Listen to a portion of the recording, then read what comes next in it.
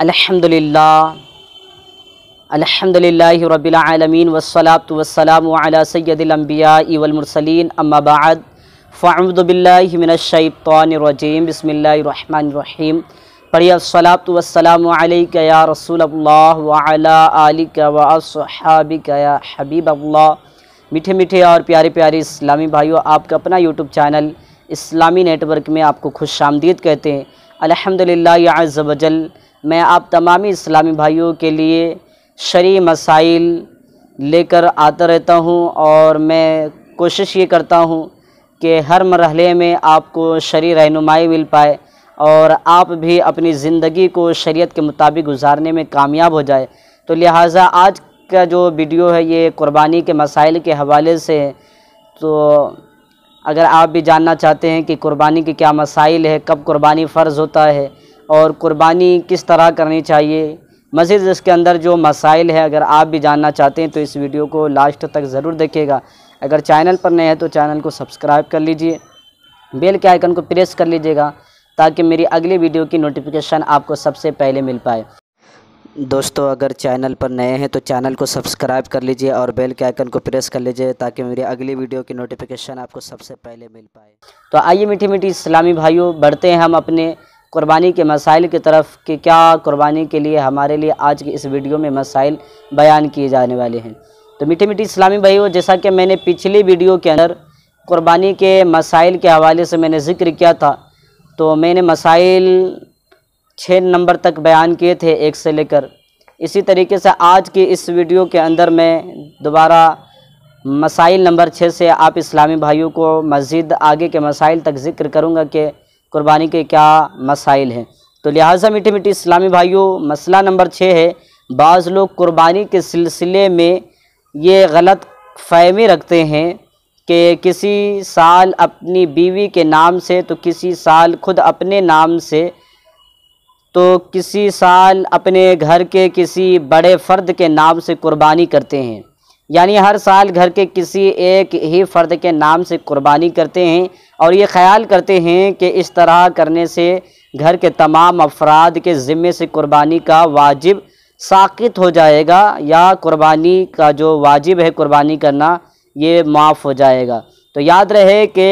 شرعی نقطہ نظر سے ان کا یہ خیال بالکل غلط ہے۔ صاحب نصاب ہونے پر یاد رہے کہ قربانی واجب ہوتا ہے، اور جو گھر کے اندر صاحب نصاب ہے اس پر الگ الگ قربانی کرنا یہ واجب ہوگا۔ اس پر قربانی واجب ہے، محض کسی ایک فرد کے نام سے قربانی کر دینے سے تمام اہل خانہ کا واجب ادا نہیں ہوگا، بلکہ جن افراد پر قربانی واجب ہے ان کے لیے الگ الگ قربانی کرنا ہوگا۔ جی ہاں، یہاں ایک بات یاد رہے کہ ایسا کر سکتے ہیں کہ آپ قربانی کے لیے گائے لے لیں یا پھر ایسا جانور لے جس میں 7 حصے ہوتے ہیں، اور آپ گھر کے اہل خانہ میں سے ایک حصہ لے لیں آپ کی رقم سے، تو لہٰذا اس صورت میں قربانی ہو سکتی ہے۔ مگر صرف ایک ہی فرد کے نام سے قربانی کر دینے سے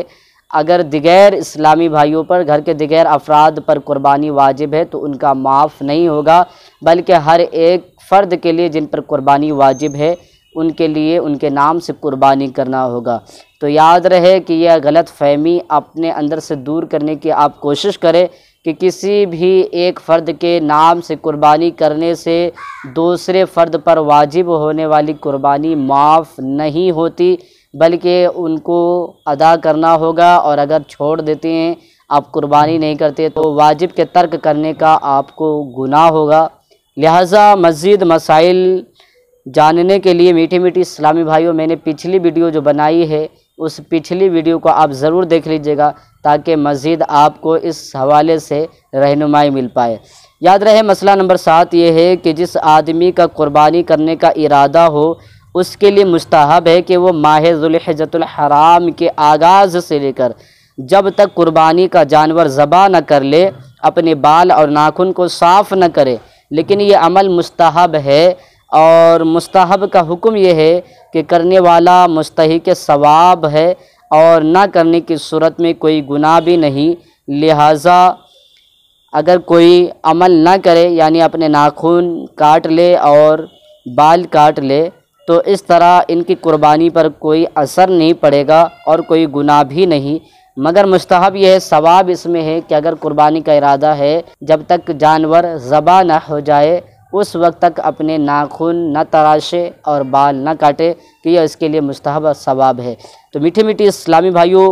ان باتوں کا ضرور خیال رکھے۔ مسئلہ نمبر 8 ہے، اگر کوئی شخص قربانی کے لیے جانور خریدے اور قربانی سے پہلے جانور مر جائے، جی ہاں میٹھی میٹھی اسلامی بھائیوں، یہ زیادہ تر لوگوں کے اندر جو ہے پریشانی کا باعث بنتا ہے کہ اگر جانور لے لیا ہے مر جائے تو اب ہم کیا کریں۔ تو یاد رہے کہ اگر آپ نے قربانی کا جانور پہلے سے خرید لیا تھا اور جانور مر گیا تو اگر جانور خریدنے والا مالدار شخص ہے تو اس پر دوسرا جانور خرید کر اس کی قربانی کرنا لازم ہوگا، اس کو دوسرا جانور خریدنا ہوگا اور اس کی قربانی دینی ہوگی۔ اور اگر وہ غریب ہے تو اس کے ذمے دوسرا جانور خرید کر قربانی کرنا لازم نہیں ہوگا، اس کے لیے ضروری نہیں ہے کہ یہ دوسرا جانور خریدے اور پھر اس کی قربانی کرے۔ ہاں اگر وہ پھر بھی خریدتا ہے اور خرید کر قربانی کرتا ہے تو ثواب کا حقدار ہوگا، لہٰذا اس کے لیے شرعی نقطہ نظر سے یہ ضروری نہیں کہ نیا جانور خریدے اور پھر اس کی قربانی کرے۔ میٹھی میٹھی اسلامی بھائیوں، یہی آج کی چھوٹی سی جانکاری تھی۔ اگر ویڈیو اچھی لگی تو ویڈیو کو لائک کر دیجیے، اپنے فرینڈ میں شیئر کر دیجیے تاکہ وہ بھی قربانی کے مسائل سے واقف ہو جائے اور وہ بھی اپنی قربانی کو بہترین انداز میں کر کے اللہ رب العزت کو راضی کرنے میں کامیاب ہو جائے۔ اپنا خوب خیال رکھیے گا، مجھے دعا میں یاد رکھیے گا۔ پھر ملیں گے کسی اسلامک انفارمیشن کے ساتھ۔ السلام علیکم ورحمۃ اللہ وبرکاتہ۔